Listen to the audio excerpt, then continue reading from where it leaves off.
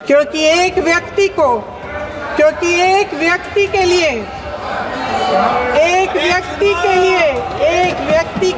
सब कुछ बदला जा रहा है। अब अध्यक्ष महोदय जी,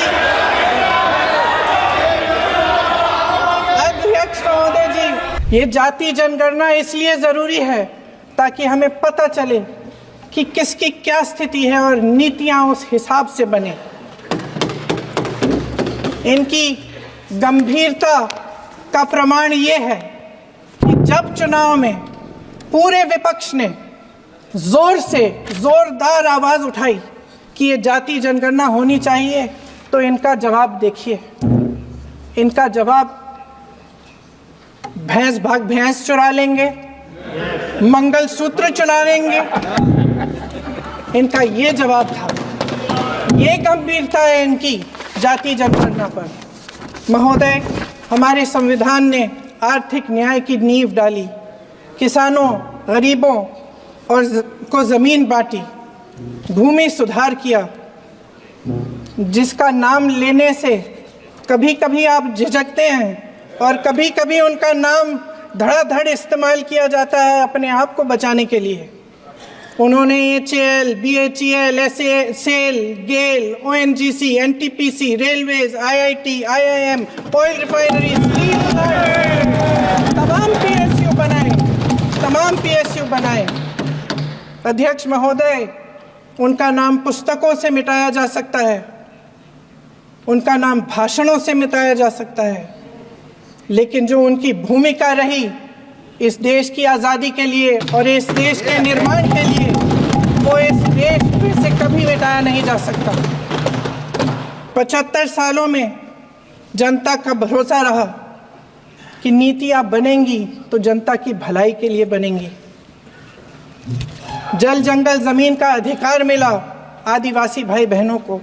इंदिरा जी ने बैंकों का राष्ट्रीयकरण करवाया, खदानों का राष्ट्रीयकरण कराया। कांग्रेस और UPA की सरकारों में शिक्षा का, भोजन का अधिकार मिला। 75 सालों में जनता का भरोसा मिला। पहले संसद चलती थी तो जनता की उम्मीद होती थी कि सरकार महंगाई और बेरोजगारी पर चर्चा करेगी, कोई उपाय निकालेगी, कोई रास्ता निकालेगी। लोग मानते थे कि अगर कोई नई आर्थिक नीति बनेगी तो देश की अर्थव्यवस्था को मजबूत बनाने के लिए बनेगी, तो भारतीय बाजार को मजबूत बनाने के लिए बनेगी, उनके भविष्य को मजबूत बनाने के लिए बनेगी। किसान और आदिवासी भाई बहन भरोसा करते थे कि यदि जमीन के कानून में संशोधन होगा तो उन्हीं की भलाई के लिए होगा। आप नारी शक्ति की बात करते हैं। आज चुनाव की वजह से शायद इतनी बातचीत हो रही है नारी शक्ति के बारे में, क्योंकि हमारे संविधान ने महिलाओं को यह अधिकार दिया, उनकी शक्ति को परिवर्तित किया वोट में। और आज आपको पहचानना पड़ रहा है कि महिलाओं के बिना, कि नारी शक्ति के बिना ये सरकारें नहीं बन सकती हैं। इसीलिए आज आप नारी शक्ति की बातें दोहरा रहे हैं। जो आप नारी शक्ति का अधिनियम लाए हैं उसको लागू क्यों नहीं करते? वो 10 साल बाद लागू क्यों होगा? क्या आज की नारी 10 साल इंतजार करेगी उसके लागू करने के लिए? क्या बात है, क्या बात है।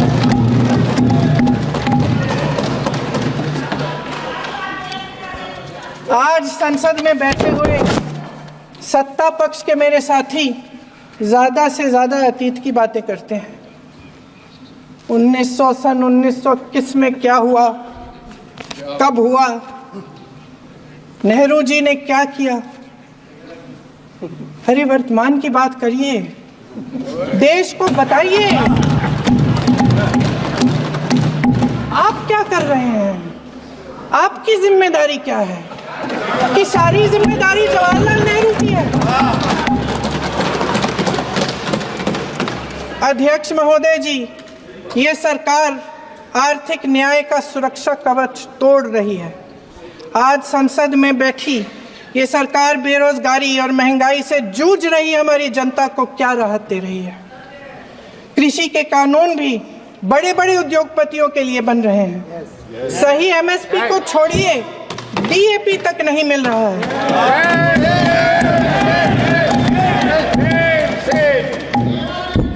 वायनाड से लेकर ललितपुर तक इस देश का किसान रो रहा है।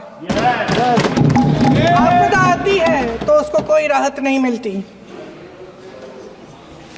भगवान भरोसे है आज इस देश का किसान, उसको छोड़ दिया गया है। आज हिमाचल में देखिए, जितने भी कानून बने हैं वो सब बड़े बड़े उद्योगपतियों के लिए बन रहे हैं। हिमाचल में जो सेब उगता था, उसके जो छोटे छोटे किसान हैं वह रो रहे हैं, क्योंकि एक व्यक्ति के लिए सब कुछ बदला जा रहा है। सुनने की हिम्मत रखो। मैं अध्यक्ष महोदय जी, अध्यक्ष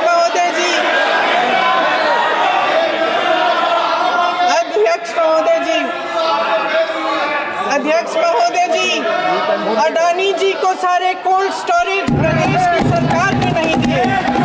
अडानी जी को सारे कोल्ड स्टोरेज आपकी सरकार ने दिए। देश देख रहा है कि एक व्यक्ति को बचाने के लिए 142 करोड़ देश की जनता को नकारा जा रहा है।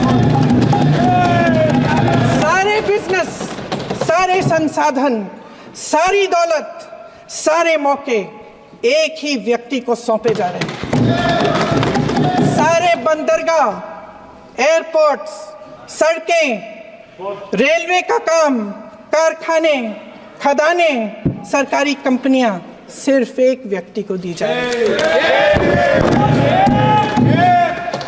जनता के मन में हमेशा ये विश्वास होता था कि अगर कुछ नहीं है तो संविधान हमारी सुरक्षा करेगा, मगर आज आम लोगों के बीच ये धारणा बनती चली जा रही है कि सरकार सिर्फ अडानी जी के मुनाफे के लिए चल रही है।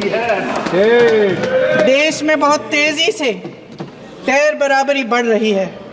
जो गरीब है वो और गरीब हो रहा है, जो अमीर है वो और अमीर हो रहा है।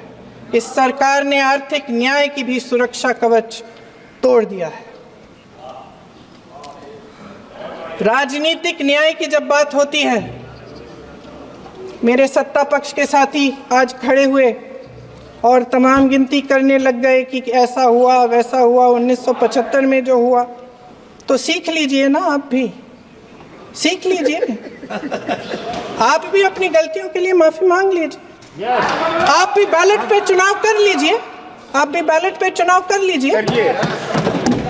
दूध का दूध, पानी का पानी हो जाएगा। आप राजनीतिक न्याय की बात करते हैं, सरकारों को पैसों के बल पर गिरा देते हैं।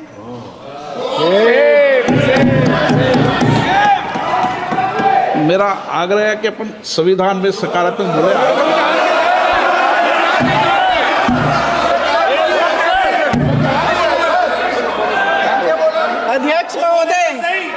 अध्यक्ष महोदय, सत्ता पक्ष के हमारे साथी ने एक उदाहरण दिया उत्तर प्रदेश की सरकार का, तो मैं भी एक उदाहरण दे देती हूँ महाराष्ट्र की सरकार का।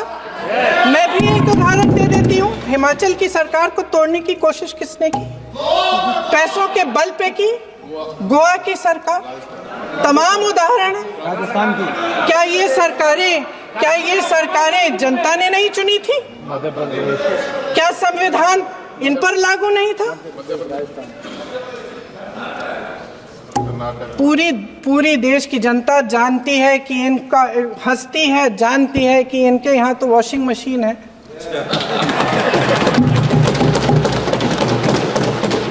तो यहाँ से वहाँ जाता है वो धुल जाता है।